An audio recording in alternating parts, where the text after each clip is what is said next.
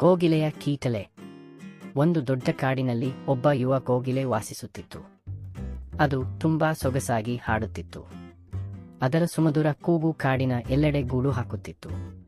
ಮಾವಿನ ಮರದ ದಟ್ಟಣೆಯ ಎಲೆಗಳ ನಡುವೆ ಕುಳಿತು ಕೂ ಕೂ ಎಂದು ಕರೆಯುತ್ತಿತ್ತು. ಕಾಡಿನ ಎಲ್ಲ ಪ್ರಾಣಿಗಳು ಅದರ ಹಾಡನ್ನು ಕೇಳಿ ಮಾರುಹೋಗುತ್ತಿದ್ದವು. ನವಿಲು ಕುಣಿದಾಡುತ್ತಿತ್ತು, ಜಿಂಕೆಗಳು ಆಹ್ಲಾದದಿಂದ ಕಿವಿ ಒಡಿಸುತ್ತಿದ್ದವು, ಸೀಳುಗಳು ಸುತ್ತಮುತ್ತ ಸೇರಿ ನಲಿಯುತ್ತಿದ್ದವು. ಆದರೆ ಈ ಕೋಗಿಲೆಗೆ ಒಂದು ದೊಡ್ಡ ಕೀಟಲೆ ಇತ್ತು. ಅದು ತನ್ನದೇ ಗೂಡು ಕಟ್ಟಲು ಇಷ್ಟಪಡದೇ ಇದ್ದಿತು.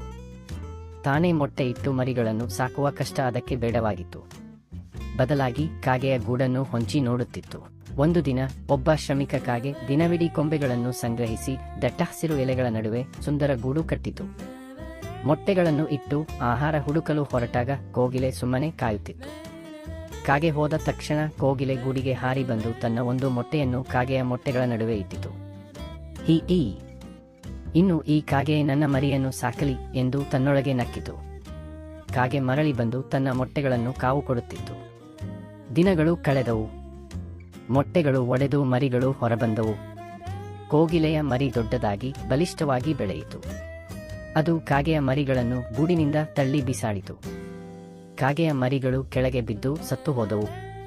ಕಾಗೆ ಆಘಾತಗೊಂಡಿತು. ಆದರೆ ಕೋಗಿಲೆಯ ಮರಿಗೆ ಆಹಾರ ತಂದುಕೊಡುತ್ತಲೇ ಇತ್ತು. ಕೋಗಿಲೆಯ ಮರಿ ಬೆಳೆದು ಹಾರಲು ಕಲಿತ ತಕ್ಷಣ ತನ್ನ ನಿಜವಾದ ತಾಯಿಯ ಬಳಿ ಹೋಗಿ ಸೇರಿಕೊಂಡಿತು. ಆಗ ಕೋಗಿಲೆ ತನ್ನ ಕೀಟಲೆಯನ್ನು ಮುಂದುವರಿಸಿತು, ಮತ್ತೊಂದು ಗೂಡನ್ನು ಹುಡುಕಿತು. ಒಂದು ದಿನ ಕೋಗಿಲೆಯ ಮರಿ ತನ್ನ ತಾಯಿಯನ್ನು ಕೇಳಿತು, ಅಮ್ಮ, ನಾವು ಯಾಕೆ ತನ್ನದೇ ಗೂಡು ಕಟ್ಟಿ ಮರಿಗಳನ್ನು ಸಾಕುವುದಿಲ್ಲ? ಕೋಗಿಲೆ ನಕ್ಕು, ಮಗು, ಜೀವನದಲ್ಲಿ ಕೀಟಲೆಗಳಿಲ್ಲದೆ ಇದ್ದರೆ ಎಷ್ಟು ಸುಲಭವಾಗಿರುತ್ತದೆ ಅಲ್ಲವೇ? ಆದರೆ ನಮ್ಮ ಕೀಟಲೆಯೇ ನಮ್ಮ ಬದುಕಿನ ರಹಸ್ಯ. ಆದರೆ ಕಾಡಿನ ಪ್ರಾಣಿಗಳು ಈ ಕೀಟಲೆಯನ್ನು ಗಮನಿಸಿದ್ದವು. ಅವುಗಳು ಕೋಗಿಲೆಯನ್ನು ದೂರವಿಟ್ಟವು. ಕೋಗಿಲೆಯ ಹಾಡು ಇನ್ನೂ ಸುಂದರವಾಗಿತ್ತು, ಆದರೆ ಅದರ ಕೀಟಲೆಯಿಂದ ಕಾಡಿನಲ್ಲಿ ಅನ್ಯಾಯ ನಡೆಯುತ್ತಿತ್ತು. ಕೊನೆಗೆ ಕೋಗಿಲೆ ಒಂಟಿಯಾಗಿ ಹಾಡುತ್ತಾ ತನ್ನ ಬದುಕನ್ನು ಮುಂದುವರಿಸಿತು. ಆದರೆ ಆ ಒಂಟಿತನದಲ್ಲಿ ಅದಕ್ಕೆ ಸ್ವಲ್ಪ ವಿಷಾದವೂ ಎದ್ದಿತು. ನೀತಿ: ಸುಂದರ ಹಾಡು ಮಾತ್ರ ಸಾಲದು, ಒಳ್ಳೆಯ ನಡತೆಯೂ ಬೇಕು.